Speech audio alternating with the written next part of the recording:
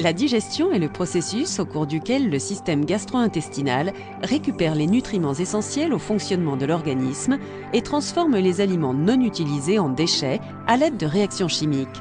La mastication, le fait de mâcher, constitue la première étape de la digestion. La salive est la première substance responsable de la digestion car elle transforme les aliments mâchés en une masse molle appelée bol alimentaire. La salive rend ce bol alimentaire facile à avaler. Celui-ci va donc descendre le long de la gorge et de l'œsophage.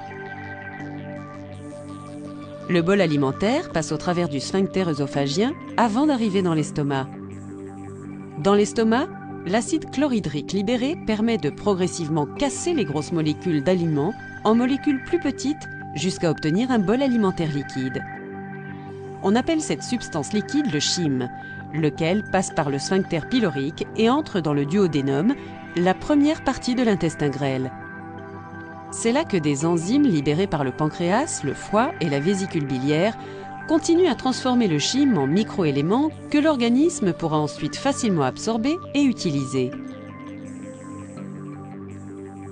L'intestin grêle est tapissé d'une muqueuse interne qui comporte de nombreux replis. Ces petites saillies en forme de fines franges sont appelées villosités.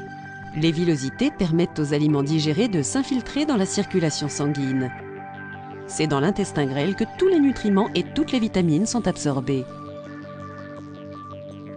Le chyme poursuit alors sa route pendant environ 6 mètres le long de l'intestin grêle, passe la valvule iléocolique et arrive dans le gros intestin. Le processus de digestion est quasiment terminé lorsque le chyme arrive dans le gros intestin. Le chyme non digéré qui pénètre le gros intestin est considéré comme du déchet. À mesure qu'il migre le long du gros intestin, les déchets vont peu à peu se solidifier car toute l'eau disponible va être réabsorbée par l'organisme. Les déchets vont ensuite s'accumuler dans le rectum, l'extrémité finale du gros intestin, jusqu'à ce que le cerveau ordonne au corps de s'en débarrasser.